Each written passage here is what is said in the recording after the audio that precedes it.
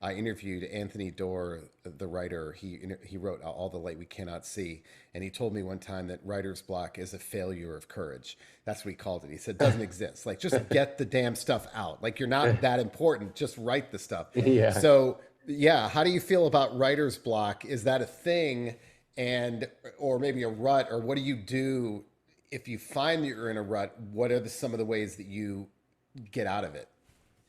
Uh, yeah, it's not something that I've experienced, it's not something that I have, that I struggle with, I guess. But that's not to say I don't have it at all.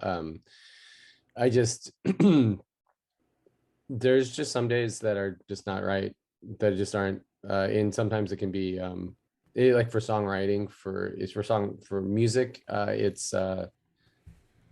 it's it can be like a week long or something like that. And I write enough music that it's just not really something I would concern myself with.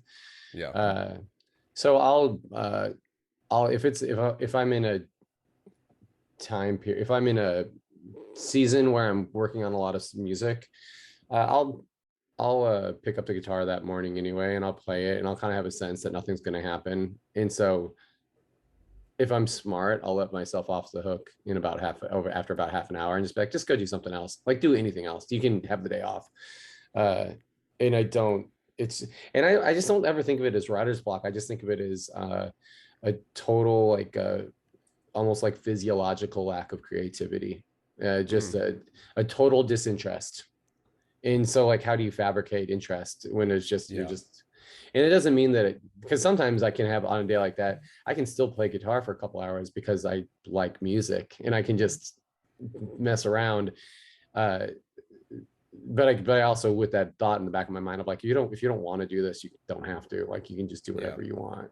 But I think I have all these Hemingway quotes. Hemingway, I think, now that we're talking about this, Hemingway said that he would always stop writing for the night when he still had something left in the tank because he was terrified of starting the next day with nothing to say. So he'd always stop. I found that to be like tremendous that, discipline to that seems resist the clever. temptation.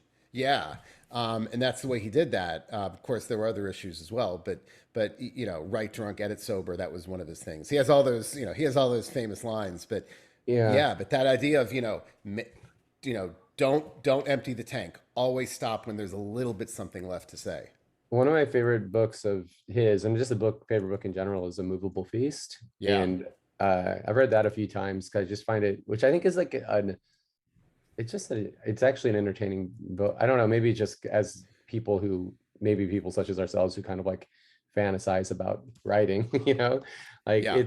it's a good book. But I always think of him walking up to a restaurant and gazing in at diners and feeling hungry, and then being like, we'll hold that. Like, and Yeah. his thought was like, you should be hungry. Like, you need to be like, you have to actually like experience these like physical or physiological strains to get emotional and to write.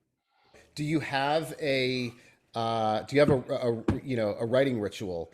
I mean, I have one. I for me, like, I never write and revise in the same chair. And I think that's Oh, important. And I just think that I think you need, for when I revise, I've got to get as far away from the writing process as I can. The closer you are to your writing process, I think the closer you are to your writing process, the easier it is to miss stuff. So I always find that I'll do the opposite often, of what I do when I write, and that helps me. There's a certain time of day when I like to write, certain things I have to have with me because I think that's a confidence builder. So I'm curious, how important is the ritual of writing, to your process?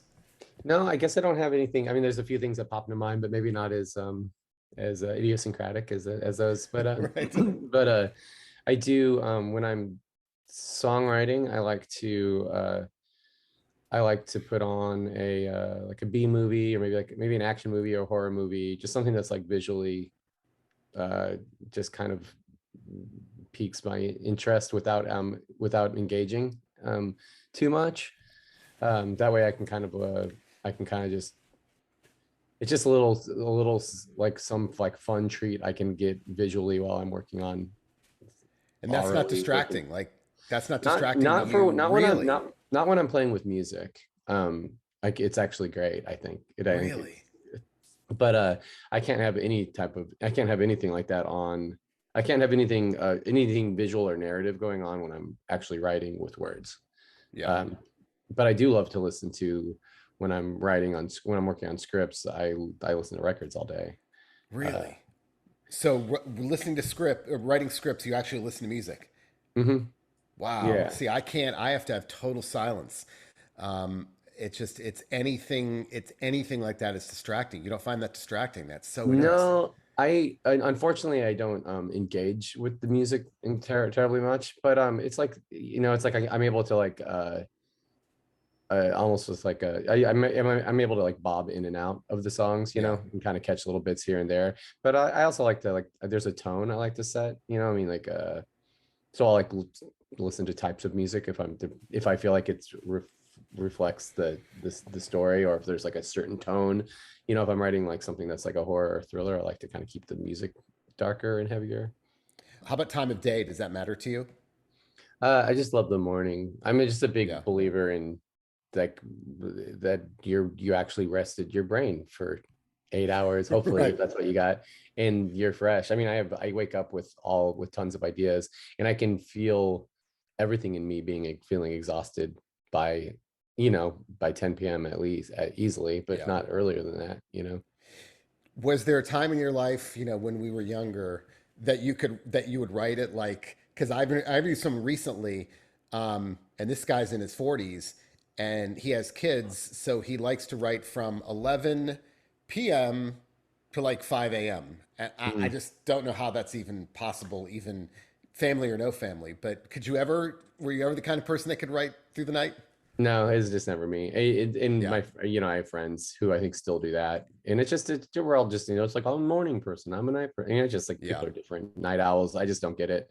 To me, I would think somebody who's a quote unquote night owl is somebody who like veges out all day long, like that, yeah, right. like I would just have to like exert no energy so I could somehow, and I'd have to take a nap at like 7 p.m. Right. or something. I know. I know. I could never pull all nighters in college. I just could Yeah. not do it.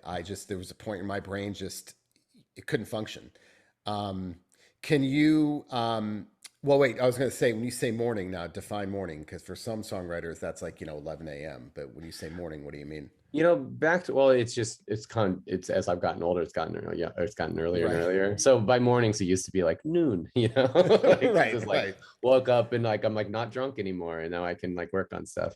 But now Yeah. it's more like I this is now it's like morning, as in like I guess I don't like to. I get up probably like I don't really like getting up at 7, but that's just kind of like when the house wakes up. But I'm like kind of doing stuff by 9. Uh, but this is back to Hemingway, something that I often think about that he says that I just don't follow, is I read first. And I know, and I kind of, and so I should say, you probably are, since you like Hemingway so much, you're probably aware that he believes in writing first. And then after you're done writing for the day, then Yeah. then you read after that.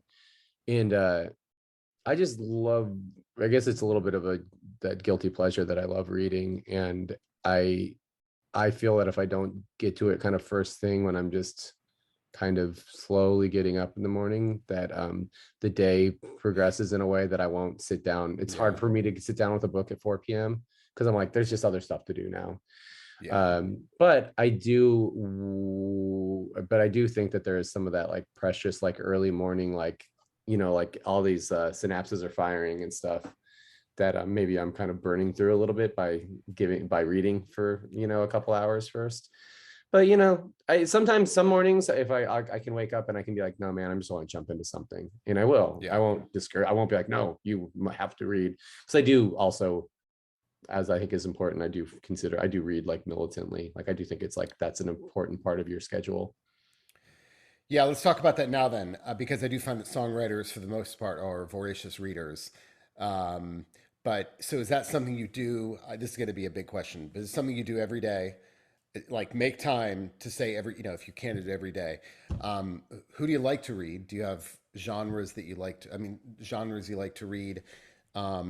Whether they influence your songwriter, yes or no, that's kind of, that would be great. But yeah, I mean, let's talk about that. Who do you like Yeah, to read? And I go through a lot of different phases, I guess. And uh, right now, I've just been getting more interested in. I've just kind of been looking for more fun, more good times in my books. So I've been leaning more toward genre being like kind of like mystery thrillers and or a little bit like kind of light sci-fi, I guess I'd say. Mhm. I don't think I can get into too heavy of sci to, I did read like the first three Dune books, which I guess is pretty heavy sci-fi actually. But those are great because there's like a lot of kind of like light philosophy in there and stuff as well. Uh, but those I can justify reading just about anything because just reading prose I think is important in general. Uh, but there will be seasons where if I'm working on if I'm having a heavy season of working on lyrics for an album, and if there's a certain then I definitely think about, well, what am I reading at the time? Because that's really Mhm. consuming your day. It's consuming your headspace, like what you're reading. Sometimes some books don't actually, and maybe that's where I go back to.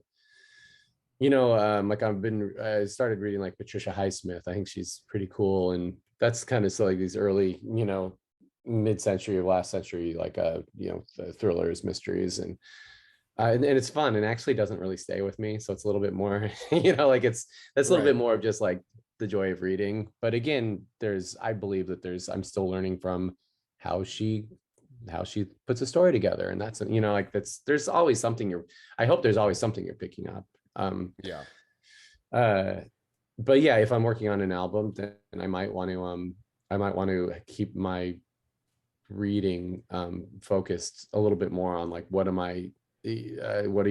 your takeaway from this? Like what are you learning?